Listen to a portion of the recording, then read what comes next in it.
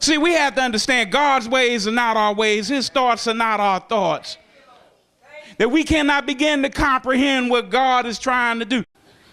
It amazes me when I hear folks say, well, you know, I don't visit the sick because, you know, I don't go out after dark.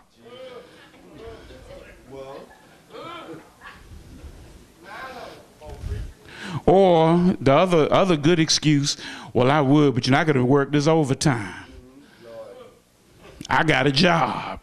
Reverend, I was there Sunday. I can't come back on Wednesday night for Bible study. You just don't understand.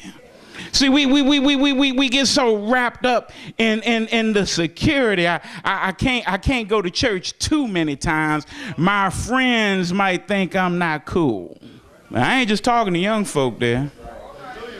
Old folks suffer from peer pressure too. We just do it more expensively.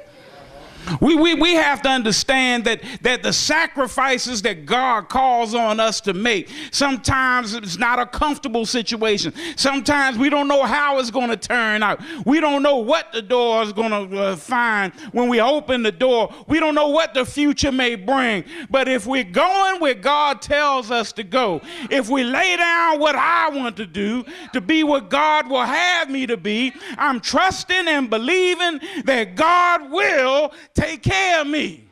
Because if you see it, it ain't faith. Too many of us want to see. We too busy looking and we end up missing God. Because you're looking in the wrong place. We have to nail our security to the cross.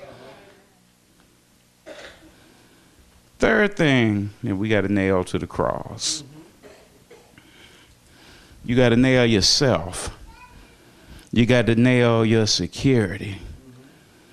Then you have to nail your success to the cross. Now, I know some of y'all spending big money. The reason that you came to Tuskegee University is because when I get this degree from Tuskegee, and wherever I go, that's going to open doors for me so I can make big money. You know, so that's why I'm here. I'm going, I'm going to get this degree. I'm going to go out and I'm going to make that long green, and it's going to be all right. Please understand, I don't care how long your green is, it ain't never long enough. Not only that, but as you are in pursuit of these material things and these material blessings, Jesus asked the question best of all. He said, what does it profit a man to gain the whole world and lose his immortal soul? Now, I know you all are saying it, but I'm saved, I'm sanctified, I'm all that. No, please understand. You can be lost in the house.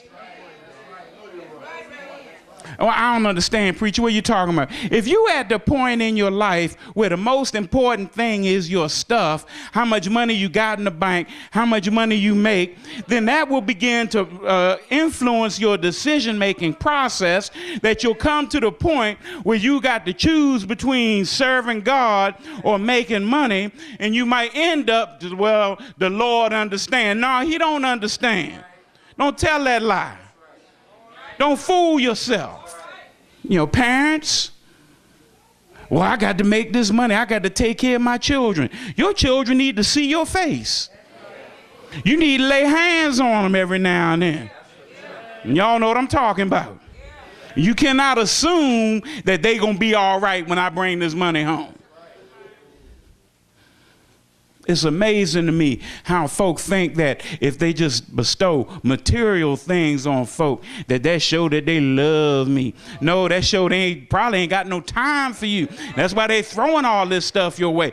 If truth be known, that stuff don't keep you warm. That stuff don't talk back to you. I don't care if it is iPod. That stuff don't comfort you when you need to be comforted. That stuff won't love you.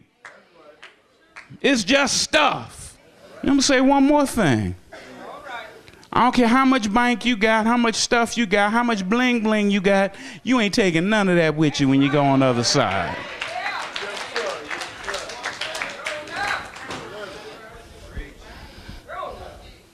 I don't care how you try to fix it up. Deacon White told me this story. I might have told y'all this one. Well, this man was getting ready to die. And he was a billionaire. He had plenty of money. And he called his 3 closest friends. He said, I want you all to promise me that when I die, that you put all my money in the casket with me. Then he divided that money up three ways. He died, and the 3 friends were there. They went to the funeral. They went straight to the cemetery with him. Then afterwards at the repast, they were sitting down over a piece of fried chicken. And one of them said, man, I got a confession to make. You know, when our boy died, you know, I sat there and I figured, he can't spend his money. So I broke my word. I didn't put nothing in the casket. And the second friend said, man, you too? Man, I got to thinking that same way, man. I ain't put nothing in there either. And the third friend said, I'm appalled at you all. You gave your word. You promised that man that you're going to put that money in the casket. See, that's why I wrote him a check for the whole thing. I don't care how you do it, you ain't taking that stuff with you.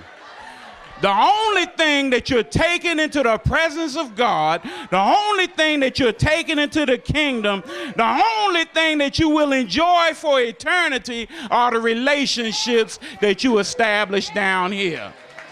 You got to nail yourself to the cross. You had to nail your security to the cross. You got to nail your success to the cross.